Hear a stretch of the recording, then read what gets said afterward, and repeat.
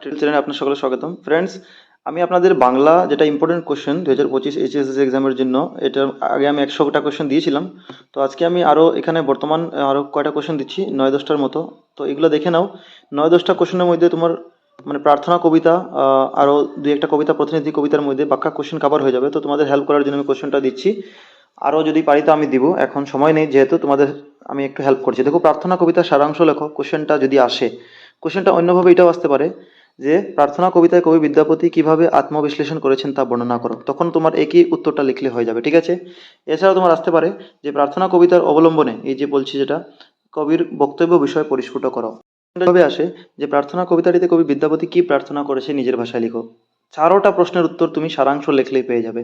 তো দেখো কেমনে, এক্সামে তো চারোটা আসবে না, এক্সামে একটাই লিখবে, তো তোমাকে একটাই লিখতে আছে, বাস একটু খেয়াল করে নিবে যে কিভাবে প্রশ্নগুলো আসতে পারে।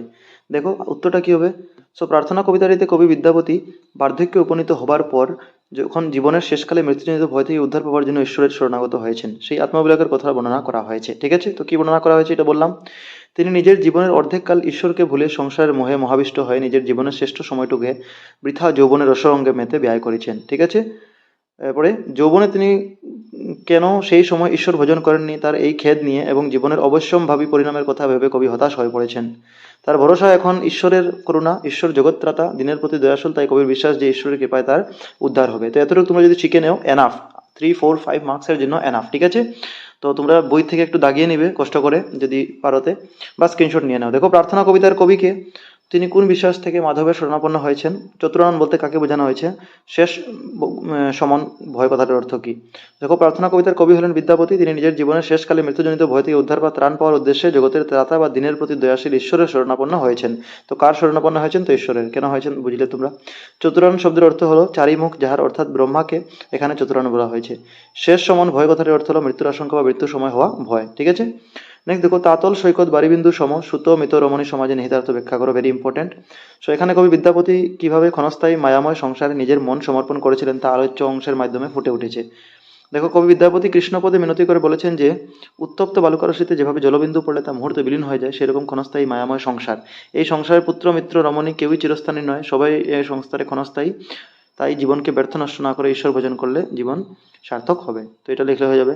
নবমী নিশীতে কেন মন বিষাদে আচ্ছন্ন হয়? এটা তুমি বিজয়া দশমী পাঠের সারাংশের মধ্যেও ঢুকাতে পারবে। সারা বছর তো তোমরা পড়েছোই, তোরা বহুত আমি হেল্প করছি তোমাদেরকে। তো দেখো, দীর্ঘ 1 বছর পর মা দুর্গা নিজের মাতা পিতার আঙ্গিনায় এসে পদার্পণ করলে তার আগমনে ঘর দুয়ার আলোয় আলোকিত হয়, ঠিক আছে? আলোয় বানানটা একারকার হবে, আলোকিত হয়। নতুন সুগন্ধে চারিদিক প্রফুল্লিত হয়। 12 মাসের পর দেবী দুর্বার আগমন মা মেনকার অন্তরে এক নতুন প্রাণের সঞ্চার করে। তার আগমনে স্বর্ণ প্রদীপ জ্বালিয়ে ঘর দুয়ার আলোকিত করা হয়। বিশেষ করে নবমীর তিথিতে স্বর্ণ প্রদীপ জ্বালিয়ে ঘরে অন্ধকার দূর করা হয়। নবমীর নিশীতে মা দুর্গা 3 দিন অর্থাৎ সপ্তমী, অষ্টমী এবং নবমী থাকার পর যখন নিজের স্বামীর গৃহের জন্য প্রস্থান করেন, দশমীর দিন যখন প্রস্থান করেন, এটা হতো, একটু কারেকশন করে নেবে, ঠিক আছে? আমি লেখার সময় একটু মিস হয়ে গেছে হয়তো। তখন ওনার আসার পর মা মেনকার ঘর যতটা আলোকিত হয়েছিল তার থেকে বেশি তার তার স্থানে অন্ধকার হয়ে যায়, তার প্রস্থানে অন্ধকার হয়ে যায়, মানে তখন যখন তিনি চলে যান তখন অন্ধকার হয়ে যায়। তাই বিষাদে মন আচ্ছন্ন হয়। তো মন কেন বিষাদে উচ্ছন্ন তুমি তোমরা এটা পেলে। প্রতিনিধি কবিতার সারাংশ লেখো। উত্তরটা কি দেখো, প্রতিনিধি কবিতাটি রবীন্দ্রনাথ ঠাকুর রচিত। আলোচ্য কবিতাটিতে মারাঠা সাম্রাজ্যের রাজা বীর শিবাজী ও তার গুরু রামদাসের আদর্শনিষ্ঠ জীবন, ত্যাগ ও সাধনার গভীরতাকে উপাদান হিসাবে গ্রহণ করে রচনা করা হয়েছে। প্রতিনিধি কবিতায় রাজার কর্তব্যনিষ্ঠা, সর্বত্যাগ এবং প্রজার প্রতি রাজার কর্তব্যের সম্বন্ধে আলোচনা করা হয়েছে। প্যারাগ্রাফ দিয়ে লিখবে। একদিন প্রভাতকালে, এখন ঘটনাটা বলছি কি হয়েছিল, এটা সারাংশ লিখছি তো। একদিন প্রভাতকালে শিবাজী দুর্গশীর্ষ থেকে তার গুরুকে ধারে ধারে ভিক্ষা করতে দেখে তার দূত বালাজিকে দিয়ে পত্রের মাধ্যমে গুরুকে জিজ্ঞেস করে যে কেন তিনি ভিক্ষা করছেন, এবং গুরুর আকাঙ্ক্ষা পূরণের জন্য শিবাজী তার গুরুপদে নিজের রাজ্য রাজধানী দান করতে প্রস্তুত।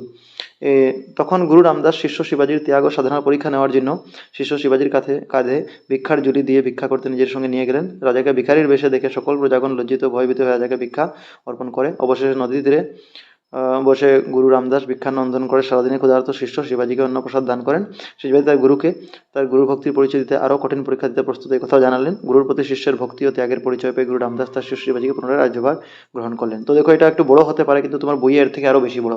তো এইবারই প্রতিনিধি কবিতার কিন্তু সারাংশটা বহুত ইম্পর্টেন্ট, এখান থেকে কোশ্চেন নিশ্চয়ই জিজ্ঞাসা করবে, তো তোমরা পড়ে নিও। দেখো নেক্সট, প্রতিনিধি কবিতার অনুসরণে ভারতীয় রাজধর্মের কথা আলোচনা করা। Very important. অথবা কোশ্চেনটা থাকতে পারে যে প্রকৃত রাজধর্ম কি তা বুঝিয়ে লিখো। এটা আমি আগের ভিডিওটার কোশ্চেনটা দিয়েছিলাম, এখানে আমি ঢুকিয়ে দিয়েছি কারণ এই 4-5টা কোশ্চেন একই কোশ্চেন বললে হবে। ভারতের পুরাতন সংস্কৃতি অনুসারে ভারতীয় রাজধর্মের স্বরূপ আলোচনা করো। অথবা প্রতিনিধি কবিতাটির নামকরণের সার্থকতা, ঠিক আছে? সার্থকতা আর মানে কবিতাটির যেটা সারাংশ, এটা দুটো আলাদা কথা। তো এটার মধ্যে এই উত্তরটা লিখলে তোমার সার্থকতাও হয়ে যাবে, চারোটা হয়ে যাবে। দেখো, প্রতিনিধি কবিতাটি গুরু রামদাস রাজধর্ম পালনের জন্য শিষ্য শিবাজীকে প্রকৃত রাজধর্ম কি তা শিক্ষা দিয়েছিলেন। তিনি শিবাজীকে ঈশ্বরের প্রতিনিধি হয়ে রাজ্য শাসন করতে এবং অন্যদিকে প্রয়োজনে ভিক্ষুকের প্রতিনিধি হিসাবে রাজ্য শাসন করতে অনুপ্রাণিত করেছিলেন। ভারতীয় সংস্কৃতির পুরাতন বিশ্বাস হলো আদর্শবান রাজাই হবে ভিক্ষুকের প্রতিনিধি। ত্যাগ ও সাধনাপূর্ণ ঐশ্বর্যহীন রিক্ত রাজাই রাজস্বী হওয়ার যোগ্য। প্রতিনিধি পাঠ্যতে গুরু রামদাস তার শিষ্য শিবাজীকে এই শিক্ষা দিয়েছেন। শিবাজীকে আরও বলেছিলেন যে রাজ্য লয়ে রাজ্যহীন হয়ে ঈশ্বরের প্রতিনিধি হিসাবে রাজ্য শাসন করাই হলো প্রকৃত রাজার কর্তব্য। দেখো, জীবন সঙ্গীত কবিতাটির সারাংশ। তো জীবন সঙ্গীত কবিতাটি কবি হেমচন্দ্র বন্দ্যোপাধ্যায় রচিত। কবিতাটিতে কবি মানব জীবনের প্রকৃত সত্য বা প্রকৃত সার নিয়ে আলোচনা করেছেন। কবির মতে এই পৃথিবীতে মানুষরূপে জীবন লাভ হয়তো একবারই হয়েছে, পুনরায় এই জীবন হয়তো পাওয়া যাবে না। তাই অযথা বাহ্য দৃশ্যে ভুলে গিয়ে অবহেলায় অনাদরে দুর্লভ জীবনকে নষ্ট না করে ঈশ্বরের বিশ্বাসে একাগ্রতা সহকারে জীবনরূপী সমারঙ্গনে এগোতে পারলে এবং তীব্র আশার বশবর্তী হয়ে সংসারে মানুষ নিজ নিজ কাজে যত্নবান হতে পারলেই জীবনের সার্থকতা সম্ভব। নিরবিচ্ছিন্ন সুখের আশায় শুধুমাত্র ফাঁসির দড়ি গলায় পড়ে নেবার মধ্যে জীবনের সার্থক কোনো অর্থ নেই। সময় বেগবান ও ক্ষণস্থায়ী, তাই সময়ের সার বর্তমান, জীবনের সার কেবল জ্ঞানীরাই জেনেছেন। তাই একমাত্র মহাজ্ঞানীদের পদাঙ্ক অনুসরণ করে চলতে পারলে আপন কর্তব্যে জীবনকে প্রাতঃস্মরণীয় ও বরণীয় করে তোলা সম্ভব। তো এটা তোমরা সার্থকতা জীবন সঙ্গীত পাঠটারও এখানে সারাংশ। দেখো, কান্ডারি হুঁশিয়ার কবিতা সারমর্ম লেখো, অথবা কোশ্চেনটি বলতে পারে যে কোন পটভূমিতে কবি নজরুল ইসলাম কান্ডারি হুঁশিয়ার কবিতা রচনা করেছিলেন। দুটোটার একই আনসার হবে। তো দেখো, কান্ডারি হুঁশিয়ার কবিতাটি কবি নজরুল ইসলামের সর্বহারা কাব্যগ্রন্থ থেকে নেওয়া হয়েছে। অখণ্ড ভারতের স্বাধীনতা আন্দোলনের প্রেক্ষাপটে লেখা এই কবিতায় পরাধীন ভারতবর্ষের শ্রমজীবী নিরীহ সাধারণ মানুষের উপর ব্রিটিশ শাসনের অত্যাচার ও উৎপীড়নের প্রতিবাদ কবি তীব্র ভাষায় ব্যক্ত করেছেন। পরাধীনতার জ্বালা মর্মে মর্মে উপলব্ধি করে দেশের স্বাধীনতাকামী মানুষকে স্বাধীনতা লাভের জন্য তীব্র ভাষায় ব্যক্ত করেছেন। দেশের প্রহরী তরুণ জনগণকে আহ্বান করে তিনি বলেছেন যে স্বাধীনতার পথ দুর্গম, তাই এই পথকে সুগম করে তুলতে দেশের তরুণদের জাতিভেদ মিটিয়ে অগ্রসর হতে হবে। কবি স্বাধীনতাকামী কান্ডারিদের তাদের মহাদায়িত্বের কথা স্মরণ করাতে গিয়ে পলাশীর বিভ্রান্ত বিভৎসকর যুদ্ধ, দেশের জাতীয় বীরোদ্যম সাহসের কথা তুলে ধরেছেন। দেশ ও জাতির জন্য ফাঁসির মঞ্চে উঠতে প্রস্তুত এই জাতীয় বীরদের মতো হিম্মত ও ধৈর্যের প্রতিশোধের আহ্বান তিনি দেশবাসীর কাছে তুলে ধরেছেন। পলাশিটাও ইম্পর্টেন্ট তোমার জন্য কিন্তু এবারই। কান্ডারি হুঁশিয়ার কবিতাটি কোন কাব্যের অন্তর্গত। কবিতাটির কবি কাকে কান্ডারি বলেছেন এবং কত সালে কোথায় পলাশীর যুদ্ধ হয়েছিল। তো কান্ডারি হুঁশিয়ার কবিতাটি সর্বহারা কাব্যগ্রন্থ থেকে অন্তর্গত। এটা কোনটা মেদিরে ঢুকে গেছে, এটা হবে না। কবিতাটিতে কবি স্বাধীনতাকামী ভারতীয় জনগণকে বিশেষ করে যুব প্রজন্মকে কান্ডারি বলে সম্বোধন করেছেন। এরপর 1757 সালের হুগলি নদীর তীরে অবস্থিত পলাশী নামক স্থানে, যা বর্তমান কলকাতার মুর্শিদাবাদ জেলা অবস্থিত, পলাশী যুদ্ধ হয়েছিল। ঠিক আছে, এটা লাস্টে লিখে দিবে।